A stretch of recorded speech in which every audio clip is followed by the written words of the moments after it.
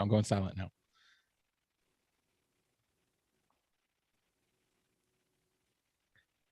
All right. Hello and welcome. We are so glad to see everybody here today. We got a really fantastic little call lined up where we get to talk about recurring revenue, Disney, recurring revenue retreat, all of the best things all at one time. So super excited to have this conversation and have Kristina and Robert here. So welcome. Good to see y'all. How are you guys doing today? Great. Thanks for having us here. These are really great, fun things to talk about. All of that. There are no bad topics for today's discussion, which is great. That's not usually the best way to start a webinar. Is we're going to talk about something depressing. Not today. We're going to talk about nothing but great things. So what we're here to talk about, if you can't see, by the way, we've all coordinated our clothes and hats, even though we didn't plan that at all. We're just all very smart people. We're going to be talking about the recurring revenue retreat, which is coming back this year, again in November. The dates are November 16th through November 19th. And this year it's back at Disneyworld Resort, which is going to be super excited. It's a family-friendly event, so anytime you can use a tax write-off to go to Disney World is probably a really good opportunity. So be thinking about how you might be able to include your family in this. But what I'm going to do is talk to Kristina and Robert a little bit about the event, what you can find there, some of my takeaways from last year going and attending this event for the first time.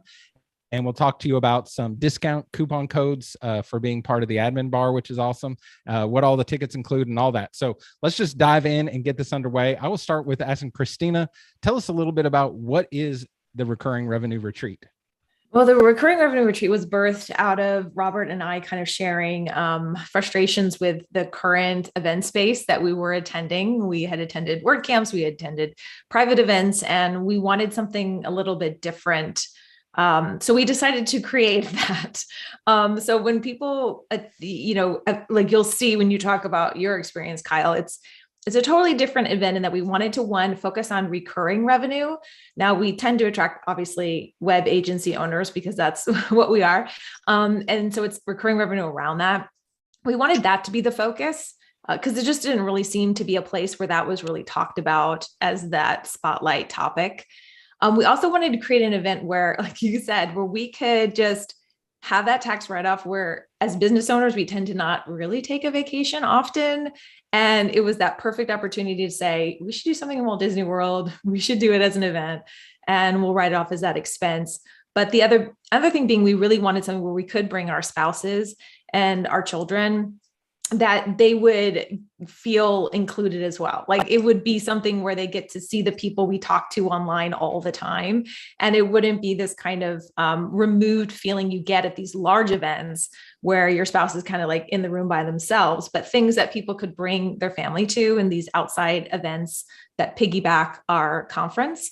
And that opened up kind of a neat opportunity of thinking about Disney World, because then people ended up hanging out after the events all weekend long, going to the parks together. So then what happened was what Robert and our vision wanted it to be kind of, we were so pleased that it ended up becoming that way, which was a networking event. That this really was something that was very intimate, felt very personable, and you could hang out with sponsors and speakers and attendees all on one level, that everybody was kind of equal. Everyone was trying to kind of do the same things. And so we were all helping each other no matter where we were.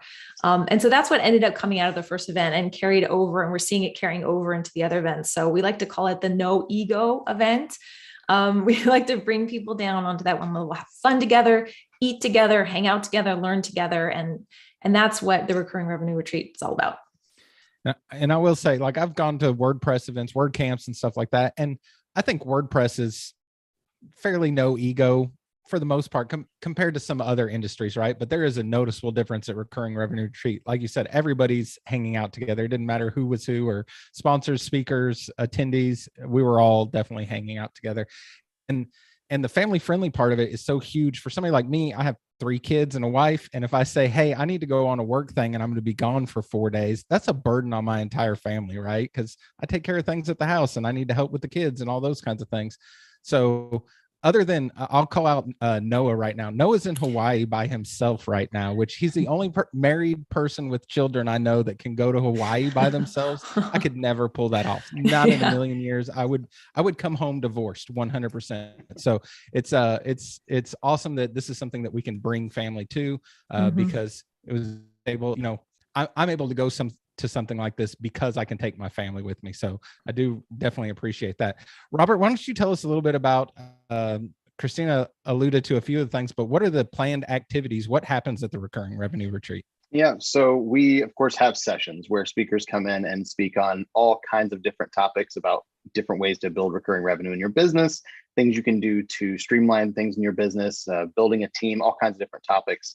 But that's like the meat and potatoes of the sessions. And then after the sessions, we have lunch because we believe in eating together and hanging out and having lots of good food. So we bring in catered lunches into one of the conference rooms there, and Disney does a great job with all the catering for the lunches there.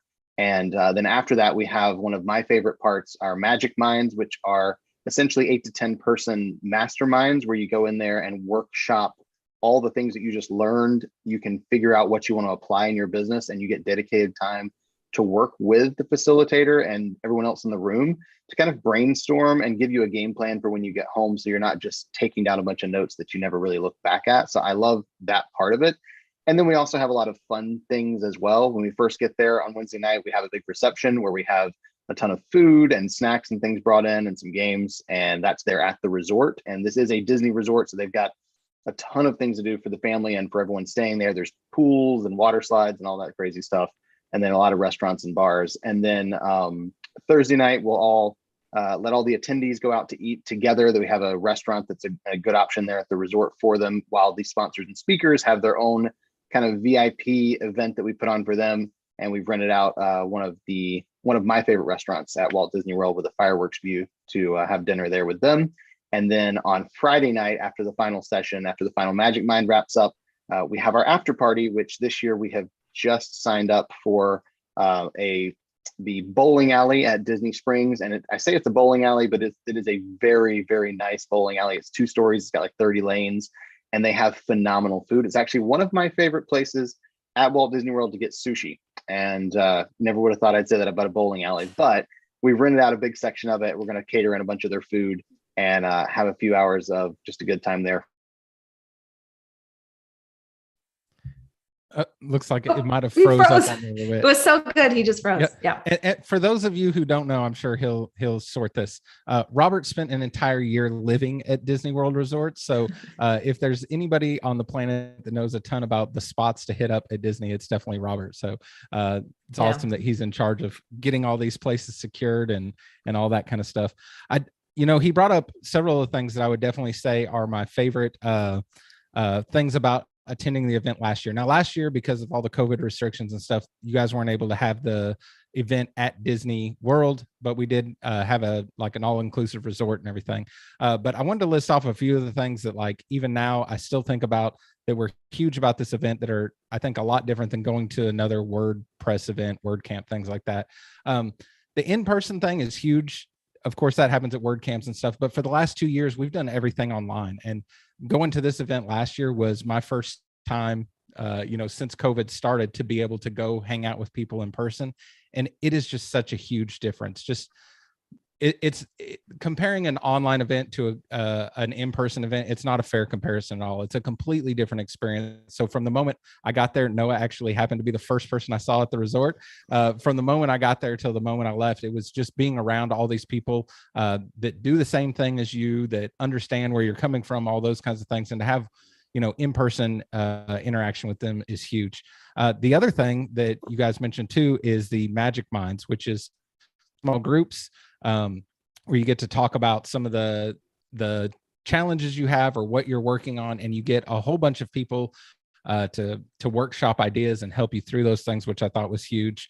The fact that, a lot of us in our industry, when we think about recurring revenue, we immediately think of care plans, but it was so far beyond just care plans. We had people in our Magic Mind group that weren't even in web at all, but they were doing things having to do with recurring revenue. And it was really interesting to see these things from different lights and be able to kind of take on some inspiration from those things. And then, of course, like we said, it being family friendly is huge. If I tell my wife, hey, do you want to go hang out with a bunch of WordPress people? She's not super excited, but when I tell her it's in an all-inclusive resort and there's a spa, she was down. So that was great to be able to bring family along as well. So let's talk about it being a little bit more than care plans. Kristina, you're definitely the person known as the care plan person. So this event definitely covers more than just care plans. So can you talk about that a little bit? Oh, yes. I have to say, we've had a couple people reach out to us afterwards, and I'm not like saying this to just because we're talking about recurring revenue, but they're literally like, that event changed the course of my business. And we've had more than a few people reach out and say that they end up coming back every year because of it. And the thing that they take away wasn't just what they learned in the sessions, but the relationships that they formed.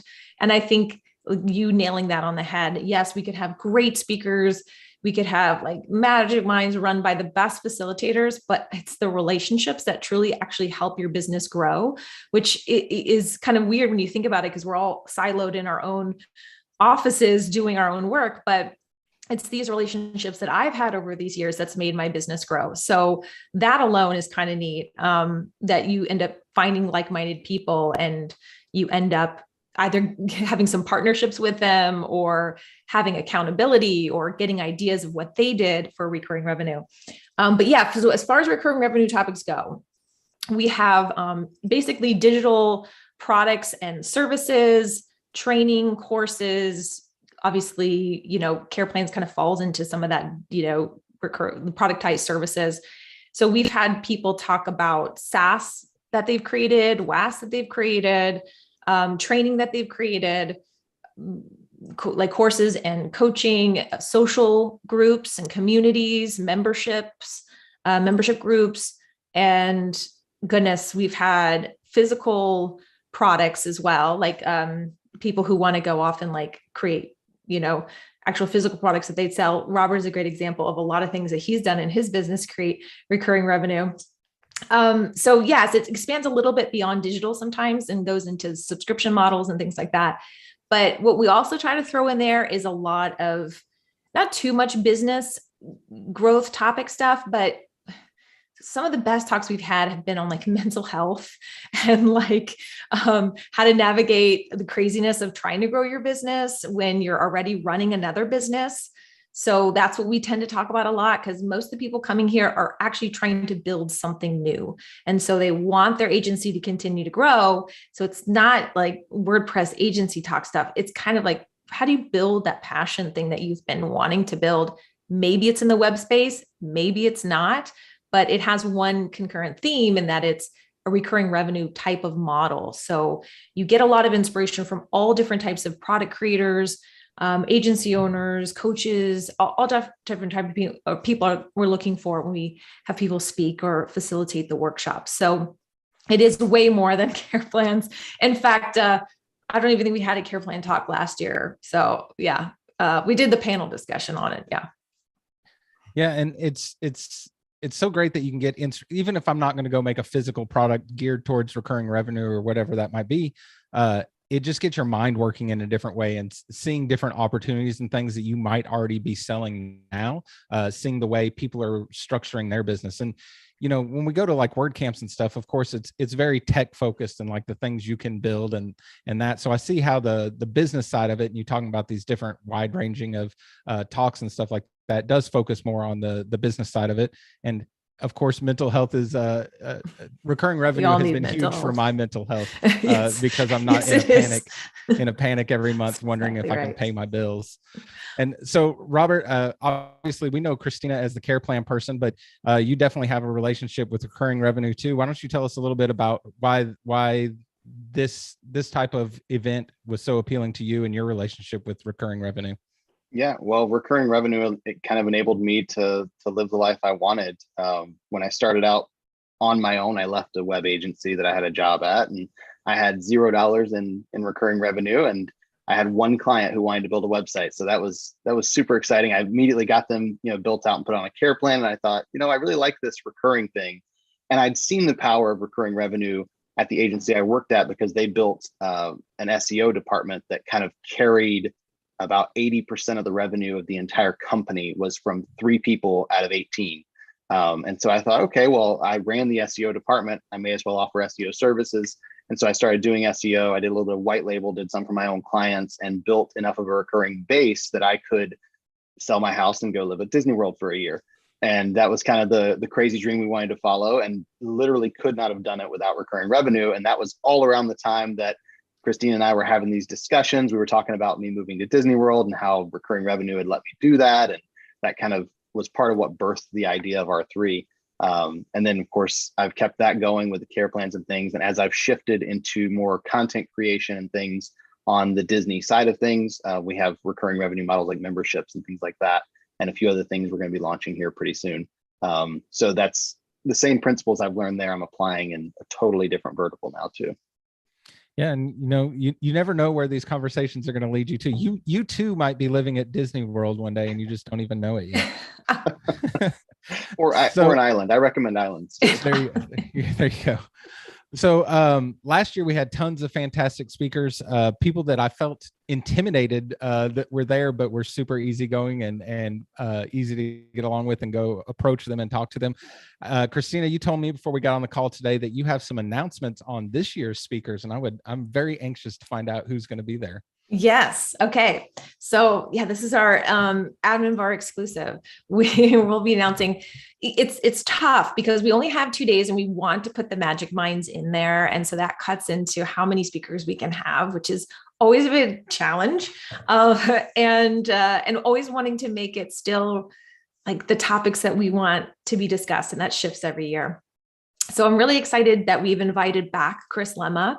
He was a wonderful speaker last year, and it was just kind of like, you have so much more to say. So we want Chris to come back, and he agreed. So he'll be coming back. We finally get to have Mike Killen back again. He was in 2019. And after his cancer scare and all the wonderful, recovery that he's been able to do, we can finally have him back. And we're going to have him actually do a book signing at that Courtyard Connections at Wednesday reception. So he'll be signing his book, Sell Futures, Not Features. This one? So that one right there. So everyone will get a book in their swag bag, signed book in their swag bag, which is really cool. And then John Falk of Agency Mavericks and Johnny Flash Productions has, again, a lot to say. He has grown his team tremendously. I mean, what he's done with his team from the last couple of years is to be admired. So I'm hoping he'll speak on that. I think that's kind of what we suggested to him, really building your team around recurring revenue. And then Stephanie Hudson of Focus WP is going to be coming on and having a lot more of that care plan conversation, which we didn't have last year. She did wonderful facilitating her magic mind that we were like, girl, get you on stage. You have a lot to say. So that is our first round of speaker announcements. There is an application on the website if people are interested and have something, again, about recurring revenue with that focus that they want to contribute to the event. They can go on and submit a speaker application right there on the homepage. You'll see a link for it. I did want to give a couple shout outs to our sponsors because people see the price for the event, and trust me, it's like, Robert and I are not banking any money here.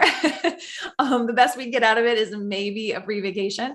But the cost of the event is really covering, when people buy a ticket, they're really covering like their room and their food, and then basically some basic admin costs. So the fact we can have the events of the Courtyard reception, the after party, and the swag bags, it's all because of the sponsors, 100% because of the sponsors. And even they cover the cost of our speakers as well. So I want to give a shout out to GoDaddy Pro. They are not only like just killing it with all the things that they're creating, but they are so good to always come back every year and be like, we had a great time. We want to contribute to make this happen again. So big shout out to GoDaddy Pro. Your Biz Watchdog, Trisha Clemens, with that. Your Biz Watchdog. She's here on the call too. I see her in the chat. Trisha, so. Hey, what's up? Big shout out to you. We've got Pathfinder SEO. They reached out, wanted to sponsor. We're so excited to have them here at our event for the first time this year. So really excited. Cloudways is back.